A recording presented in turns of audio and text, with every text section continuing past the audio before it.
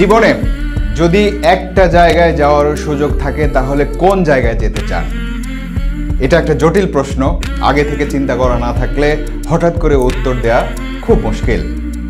New York থেকে এক রৌদ্রোজ্জ্বল দিনে আমরা দল বেঁধে রওনা দিয়েছিলাম খুব দূরের একটা গন্তব্যের উদ্দেশ্যে। সেই গন্তব্যে পৌঁছাতে সেই নির্দিষ্ট জায়গায় যেতে প্রায় 656 কিলোমিটার পথ পাড়ি দিতে হবে।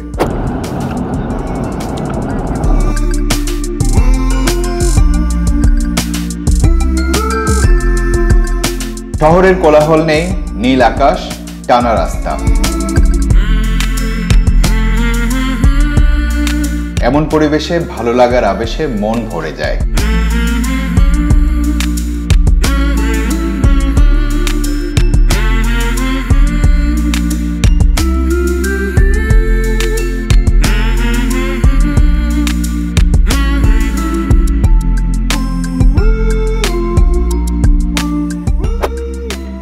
একটানা চললে প্রায় 6.5 ঘন্টা লাগার কথা, কিন্তু মাঝখানে আমরা বাফেলো নামের একটা শহরে সামান্য বিরতি নিয়েছি।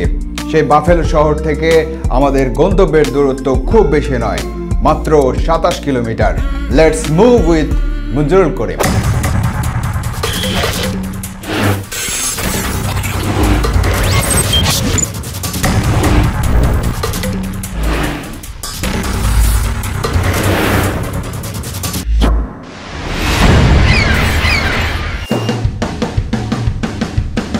দীর্ঘ পথ পাড়ি দেবার পর এখন আমাদের ভ্রমণ সঙ্গী হয়ে ছুটে চলেছে অদ্ভুত সুন্দর এই নদী, নায়াগ্রা রিভার।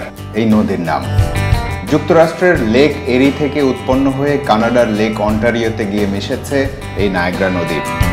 সব মিলিয়ে নদীর দৈর্ঘ্য প্রায় 58 কিলোমিটার। একটু সামনে গিয়েই একেবারে ধপাস করে একটা গভীর খাদে পড়েছে এই নদীর জলধারা। এই বহমান জলধারা যদি একটা খাদে গিয়ে পড়ে তবে সেটা কত বড় পতন বা প্রপাত হতে পারে একবার চিন্তা করুন। আচ্ছা, চিন্তা করার দরকার নেই, আমরা সরাসরি দেখব নায়াগ্রা জলপ্রপাত।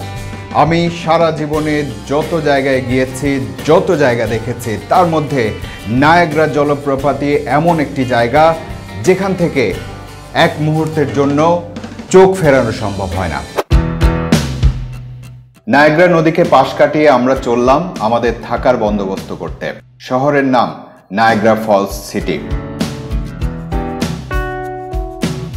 যে হোটেলে উঠেছি তার জানালা দিয়ে তাকালে একেবারে হাতের নাগালের মধ্যেই কানাডা। চোখের সামনে যে ভবনগুলো দেখতে পাচ্ছেন সেগুলোও কানাডাতে। মাঝখানে শুধু একটা ইমিগ্রেশন চেকপোস্ট। ভিসা দেখিয়ে রেইনবো ব্রিজ নামের সেতুটি পার হলেই কানাডা। কোনো কোনো দেশের নাগরিকদের অবশ্য ভিসাও লাগে না। এই রেইনবো ব্রিজ একটু পরে আমরা আরো স্পষ্টভাবে দেখব। ওপাশে কানাডার নায়াগ্রা ফলস সিটি, একটা নাগরদোলা, শেরাটন হোটেল আর একটা ভবনে লেখা ক্যাসিনো। পর্যটকদের মনোরঞ্জনের সব ব্যবস্থা। আর এই স্থাপনাটি দেখুন, একটা ক্যাপসুল লিফট সোজা নিচে নেমে যাচ্ছে। খুব সম্ভবত এটা ওয়াচ টাওয়ার। ওখান থেকে নায়াগ্রা জলপ্রপাত পুরোটাই হয়তো দেখা যায়। চলুন রেইনবো ব্রিজ পার হয়ে কানাডা যাই। না, যেতে পারবো না, কারণ আমার কানাডার ভিসা নেই। এই ভিসা ব্যাপারটা মানুষের স্বাধীন চলাচল বা মানুষের স্বাধীনতাকে অনেকখানি খর্ব করেছে। চোখের সামনে নায়াগ্রা জলপ্রপাত থাকতে অবশ্য আমার কানাডা নিয়ে তেমন কোনো আফসোস নেই। পুরো দল চলেছে একেবারে জলপ্রপাতের দিকে, আর আমি পেছনে, কারণ আমার শুধু ভ্রমণ নয়, ভ্রমণের চলমান দৃশ্যে মানুষকে সম্পৃক্ত করার নেশাও আছে।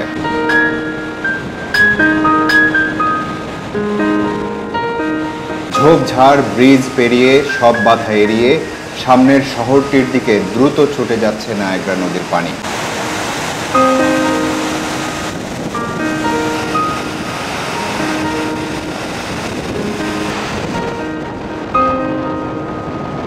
একটু পরেই আর কিছু দেখা যাচ্ছে না। কোথায় যাচ্ছে এখন শুধু দেখুন। এখন কোনো তথ্য জানার বোঝার দরকার নেই। কোনো হিসাব নিকাশ মেলানোর দরকার নেই। দৃশ্যের মধ্যে, শব্দের মধ্যে মিশে যান। শুধু দেখুন প্রকৃতি কি করতে পারে।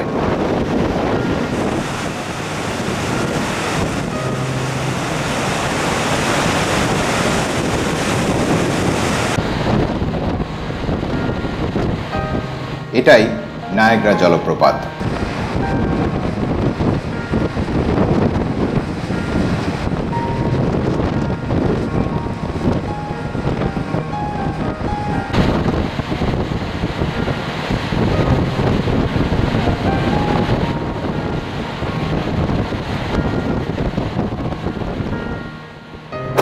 নায়াগ্রা নদীর সবচেয়ে গভীর যে অংশ, সেই অংশের গভীরতায় প্রায় 50 মিটার। আর নদী বয়ে এসে যেখানে জলপ্রপাত আকারে অঝোর ধারায় ঝরে পড়ছে, সেই জায়গা অর্থাৎ পানিটা যেখান থেকে পড়ছে এবং যত নিচে পড়ছে সেটার উচ্চতা বা গভীরতা কত হতে পারে অনুমান করতে পারেন? আর সেটা যদি অনুমান করতে পারেন তাহলে কি বলতে পারবেন ঠিক কত তলা উপর থেকে পানিটা নিচে পড়তে পারে? তথ্য বলছে ভরা মৌসুমে প্রতি মিনিটে এই জলপ্রপাত দিয়ে 1,68,000 ঘনমিটার পানি পড়ে। এই পতনের উচ্চতা প্রায় 160 থেকে 176 ফুট পর্যন্ত। উত্তর আমেরিকার আর কোনো জলপ্রপাত থেকে এই মাত্রায় পানির পতন হয় না। নায়াগ্রা ফলস কিন্তু শুধু একটি মাত্র জলপ্রপাত নয়, বরং নায়াগ্রা নদী প্রপাত হবার আগে 3 ভাগে বিভক্ত হয়েছে এবং 3টি জলপ্রপাত সৃষ্টি হয়েছে। এর মধ্যে তুলনামূলক ছোট দুটি জলপ্রপাতের নাম আমেরিকান ফলস এবং ব্রাইডাল ভেইল ফলস।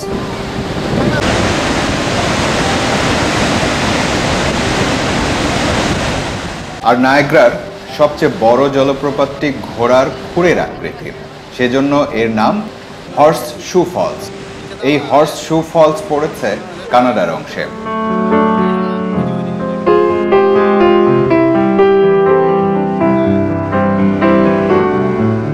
এরপর স্বাভাবিকভাবে প্রশ্ন আসতে পারে, কত বছর ধরে এই জলপ্রপাত চলছে? এই প্রশ্নের উত্তর আপনাকে একেবারে বরফ যুগের শেষ ভাগে নিয়ে যাবে। সেই যুগের শেষে বরফ গলতে শুরু করলে এই জলের প্রবাহ ও প্রপাত শুরু হয়। বিজ্ঞানীরা বলছেন সেও 12,000 বছরের ইতিহাস। এই 12,000 বছরে নায়াগ্রার এই জলের ধারার পতন কখনো বন্ধ হয়েছিল কিনা? হ্যাঁ, হয়েছিল। একবার সাময়িকভাবে বন্ধ করে দেওয়া হয়েছিল। নায়াগ্রা নদী দিয়ে ক্রমাগত পাথর বয়ে চলায় এর 2 তীর যুগ যুগ ধরে ভয়ঙ্কর ভাঙনের মুখে পড়ছিল।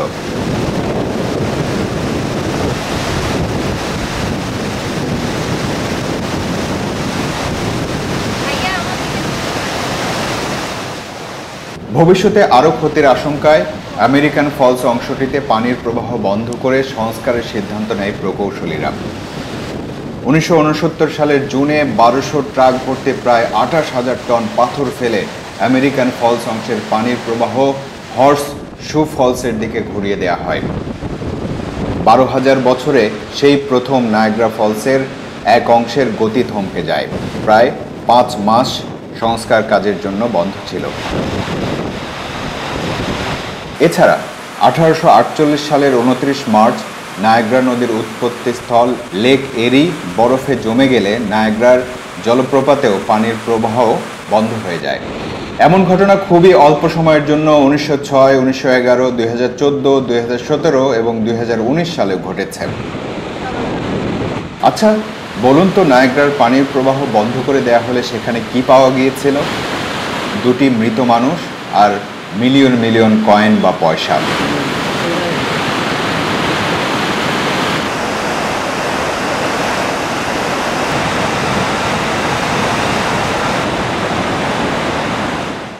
এপ্রিলের এক রৌদ্রোজ্জ্বল দিনে আমরা নায়াগ্রা জলপ্রপাত দেখতে গিয়েছিলাম।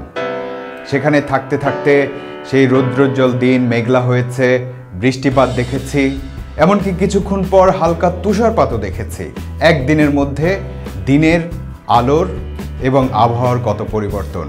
কিন্তু দিনের নায়াগ্রা একরকম, রাতের নায়াগ্রা আরেক রকম।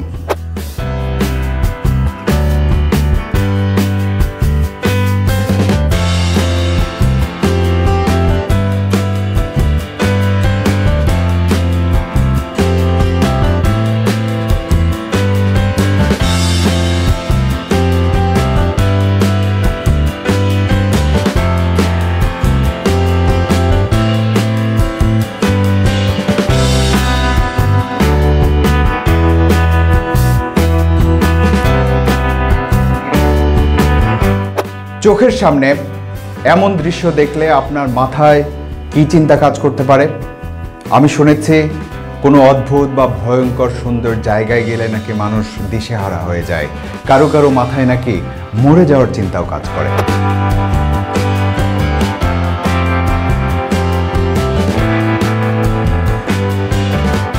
(1850) থেকে 2011 সাল পর্যন্ত অন্ততপক্ষে 5000 মৃতদেহ পাওয়া গেছে নায়াগ্রা জলপ্রপাতের নিচের অংশে।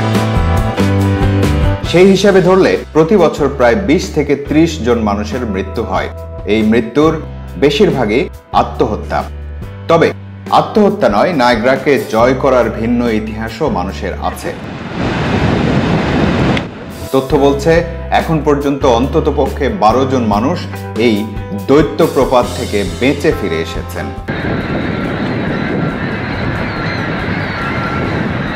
এদের বেশিরভাগই একটা ড্রামের মধ্যে প্রবেশ করে নিজেকে ভাসিয়ে দিয়েছিলেন। তবে 2019 সালে জুলাই মাসে পুলিশ একজনকে উদ্ধার করে যে নায়াগ্রা ফলসে পড়ে গিয়েও বেঁচে গেছে। কেন মানুষ এমন করে? হয় আত্মহত্যার জন্য, নয়তো জয় করে নাম কামানোর জন্য।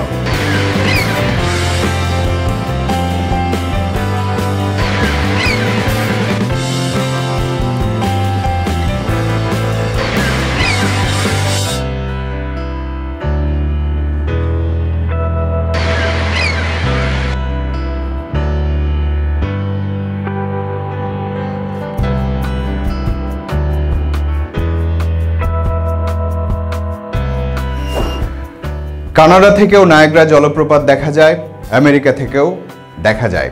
কোন দিকটা থেকে বেশি সুন্দর?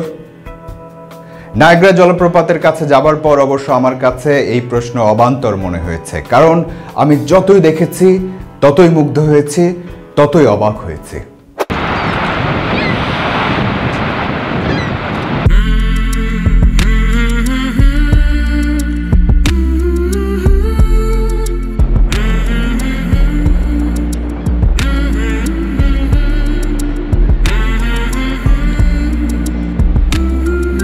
এই হলো হর্সশু ফলস।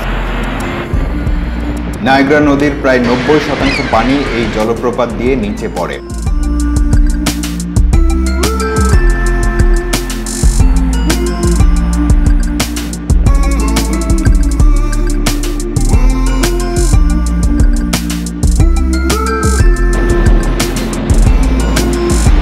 আর মাত্র বাকি 10% পানি পড়ে আমেরিকান ফলস আর ব্রাইডাল ভেইল ফলস দিয়ে।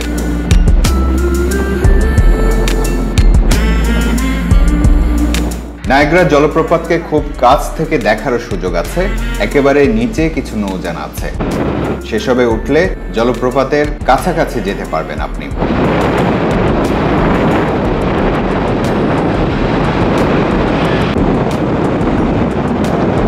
এই শক্তিশালী জলপ্রপাত আবার অন্য শক্তিরও উৎস। এই জলপ্রপাত ব্যবহার করে আমেরিকা এবং কানাডা দুটি দেশই বিদ্যুৎ উৎপাদন করে। এই ভিডিওতে দেখুন, এটাই হলো সেই রেইনবো ব্রিজ। আমেরিকা আর কানাডাকে সংযুক্ত করেছে এই ব্রিজ।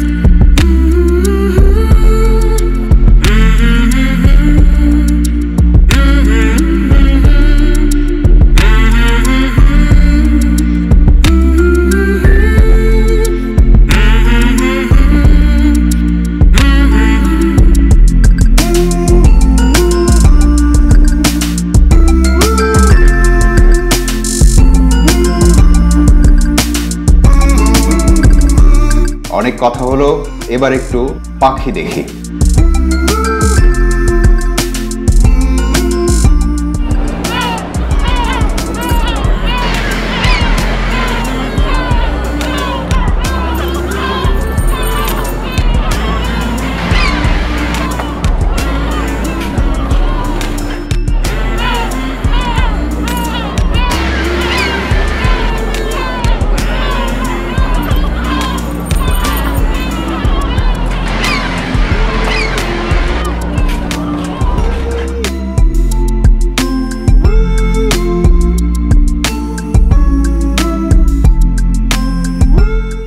প্রকৃতি কত মহান, কত বিশাল। আর আমরা মানুষ কত ক্ষুদ্র, তবুও মানুষ কত বড়। কারণ মানুষই তো সেই প্রাণী, একমাত্র প্রাণী যে অসাধ্যকে সাধন করার সাহস দেখাতে পারে, যে অজেয়কে জয় করার শক্তি দেখাতে পারে। সবশেষে আমাকে ধন্যবাদ দিতে পারেন, কারণ নায়াগ্রা জলপ্রপাত দেখার পাশাপাশি ঠান্ডায় হাত জমে যাওয়ার মতো অবস্থাতেও ভিডিওগুলো করেছিলাম। ভালো থাকুন।